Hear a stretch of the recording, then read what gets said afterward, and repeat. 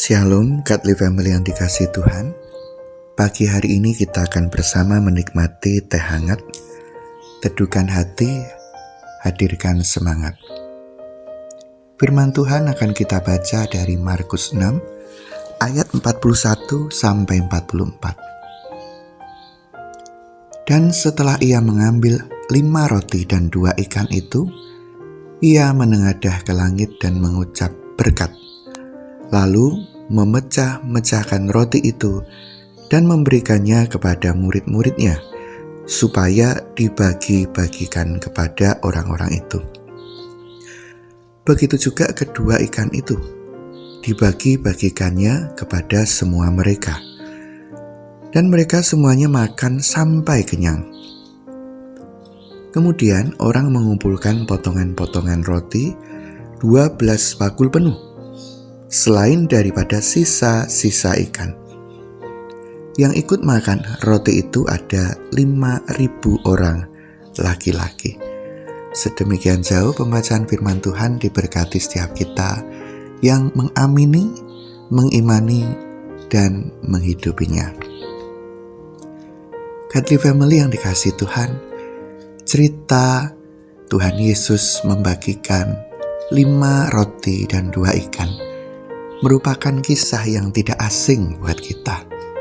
Sejak kecil, sejak sekolah minggu, cerita ini sering disampaikan, diperdengarkan, diajarkan. Kita sudah hafal sekali cerita ini. Tetapi apakah kisah yang sering kita baca dan dengarkan ini sungguh kita imani dan kita nikmati atau kita alami?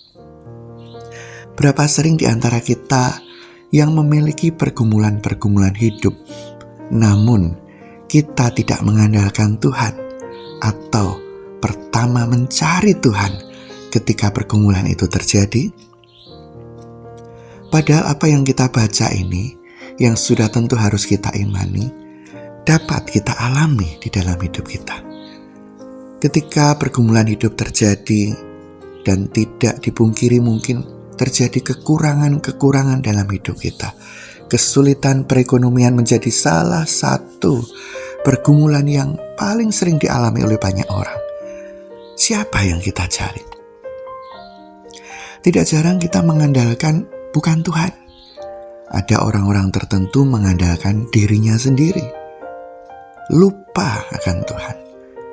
Atau kalaupun berdoa sekedarnya, tapi tidak sungguh-sungguh mengimani, sehingga tetap mengandalkan diri sendiri lebih dari mengandalkan Tuhan. Juga beberapa orang buru-buru mengandalkan orang lain, berhutang, dan berbagai macam usaha-usaha yang tentunya tidak berkenan di hadapan Tuhan. Lebih parah lagi, ada orang-orang yang mengandalkan kuasa lain, lupa bahwa Tuhan itu berkuasa, justru mengandalkan roh-roh yang lain. Betapa menyedihkannya kehidupan kita yang berani menyebut diri sebagai orang Kristen, pengikut Kristus, tapi tidak mengandalkan Tuhan. Di dalam bacaan tadi kita diingatkan, Tuhan kita adalah sumber segala berkat. Oleh sebab itu mari, kalau kita punya pergumulan-pergumulan yang mungkin berkaitan dengan kekurangan-kekurangan atau juga perekonomian yang berat, pertama-tama datang pada Tuhan, berdoa, andalkan Tuhan, maka Tuhan akan buka jalan. Tuhan bisa pakai apapun, sebagaimana Tuhan pakai hanya 5 roti dan 2 ikan. Tuhan bisa pakai apapun. Tuhan bisa pakai orang-orang di sekitar kita, anak-anak Tuhan yang lain. Tapi jangan buru-buru andalkan mereka. Datang dulu kepada Tuhan. Dan di dalam kisah tadi kita juga baca murid-muridnya diminta Tuhan untuk membagi-bagikan. Itu juga berarti kita sebagai murid-muridnya. Mungkin ada orang-orang di sekitar kita yang membutuhkan kasih dan bantuan dari Tuhan. Salah satu saluran berkat bisa kita. Oleh sebab itu bagi kita yang mungkin ada berkat lebih, jangan pegang dan simpan itu sendiri, tetapi bagikanlah, karena ada orang-orang yang membutuhkan di sekitar kita. Kiranya renungan singkat ini membawa kita menghidupi kehendak Tuhan. Kalau kita kesulitan, andalkan Dia. Tetapi kalau kita berkelimpahan, jadilah berkat bagi orang lain. Amin. Mari kita berdoa. Bapa di surga, terima kasih untuk renungan yang singkat ini. Kami diingatkan untuk mengandalkan Engkau di dalam setiap pergumulan kami.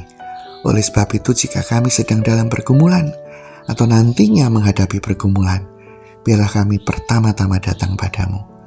Namun kami juga diingatkan apabila ada orang sekitar kami yang membutuhkan, kiranya kami yang memiliki berkat lebih dapat menjadi saluran berkat bagi mereka. Di dalam nama Tuhan Yesus kami berdoa. Amin.